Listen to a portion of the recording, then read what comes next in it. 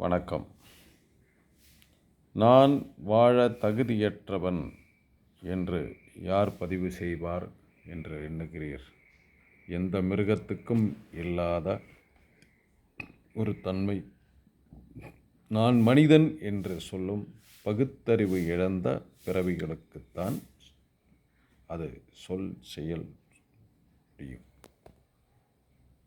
அப்படி சொல்லவும் செயல் கொள்ளவும் முடியும் இல்லையா? பகுத்தறிவு இழந்து தன் வம்சத்துக்கும் தலைமுறைக்கும் விஷத்தை வைத்து பகுத்தறிவில்லாமல் வாழ ஆரம்பித்து விட்டோம். அதனால் இனிமே இந்த குலம் அழிவு எவ்வளவு எளிதாக, எவ்வளவு வேகமாக என்று ஒவ்வொரு பிறப்பும் முடிவு செய்யும் நிலை வந்துவிட்டது.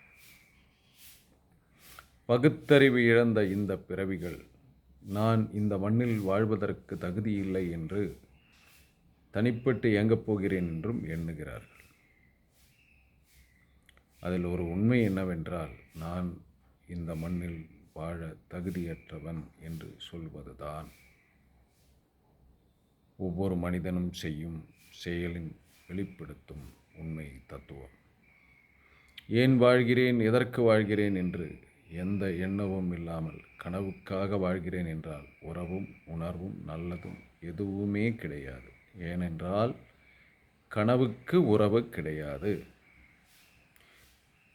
தனது கற்பனையான வாழ்க்கைக்கு கலக்கத்தை கண்டால், குழப்பத்தை கண்டால் என்னவென்று சொல்வது? அடையாளமில்லாத பிறப்பு என்றுதான் சொல்ல முடியும். பயம், கலக்கமும் குழப்பமும் வரும்போது பயம் வரும். ஏனென்றால் அனுபவம் என்ற சத்தில்லாத செத்த போனத்துக்கு சமமாக வாழும் பிறப்புகள். கடினமான உழைப்பு என்பதை விட வாழ்வது உழைப்பது வாழ்வதற்கு. அதனால் இதெல்லாம் ஒரு வேலை என்று எண்ணுவதை விட வெறுப்பில்லாமல் உழைக்க மனம் இல்லை. அந்த வெறுப்பில்லாமல் உழைக்கும் மனம் வந்தால் பிறப்பே சிறப்பாகிவிடும். உறவுகள் தேவைக்கு உபயோகப்படுத்தாமல் இருந்தால் உறவு முன்னே நிற்கும், தேவை பின்னே நிற்கும். காரணங்களையும் தேவையும் முன்னே நிறுத்தி உறவுகளை தேடினால் காரணங்களும் தேவைகளும் முன்னே நிற்கும் போது உறவுகள் பின்தோன்றி போய்விடும். இழப்புகள் ஒருபோதும் பெறுவதற்கு முடியாது. ஆனால் இழப்பதற்கு முன்னே மனம் தான் எதற்கும் பயன்படாதவன் என்று இழந்துவிட்டால், தன்னம்பிக்கை இழந்துவிட்டால், அடையாளமும் தன் வாழ்க்கையும் இழந்ததாகவே இருக்கும். அதனால் பிறப்பின் மகிமையும் தருணமும் அதன் மகத்துவமும், நமது பிறப்பின் மகத்துவம் அடையாளம் இல்லாமல் போய்விடும்.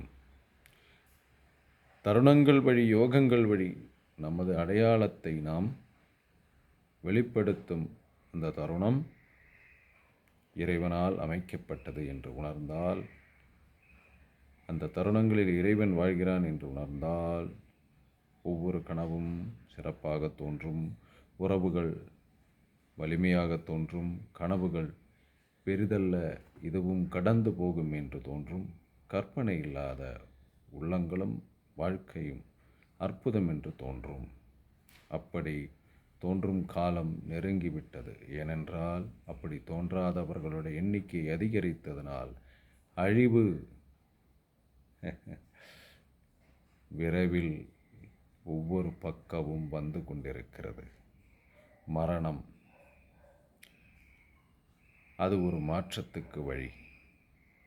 நீர் அடித்து நீர் விலகாது. ஆனால் நீர் அடித்து இந்த மண்ணின் கரை காணாமல் போகப் போகிறது.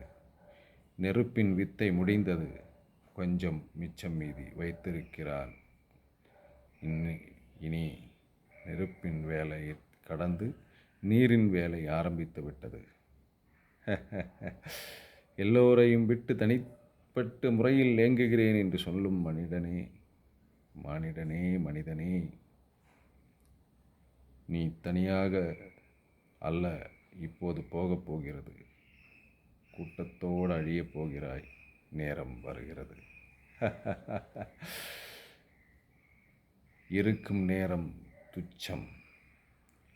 நீ உனது உறவுகளையும் உணர்வுகளையும் மகிழ்ச்சியோடு காண இருக்கும் நேரம் கொஞ்சமாவது சிரிக்க கற்றுக்கொள். அதுவே உனது சிறப்பாக மனிதன் என்ற அடையாளத்துடன் அந்த ஒரு கணமாவது அடையாளப்படுத்தி போறவர்கள் போகட்டும், மிச்சம் இருப்பவர்களாவது சிந்தித்து உறவுகளுக்கு முக்கியத்துவம் கொடுத்து வாழ முடியட்டும். புதிய யுகம், புதிய காலம், புதிய நேரம். யாவும் இறைவன் சிறப்பு. சிவோகம். திருச்சிற்றம்பலம். ஒன்று மறந்துவிட்டது. உணர்வு உங்களை நினைவுபடுத்த தோன்றுகிறது. மாற்றம் காலத்தின் மாற்றம். நீங்கள் மாற்றுவதல்ல, உங்களை மாற்றப் போகுவது.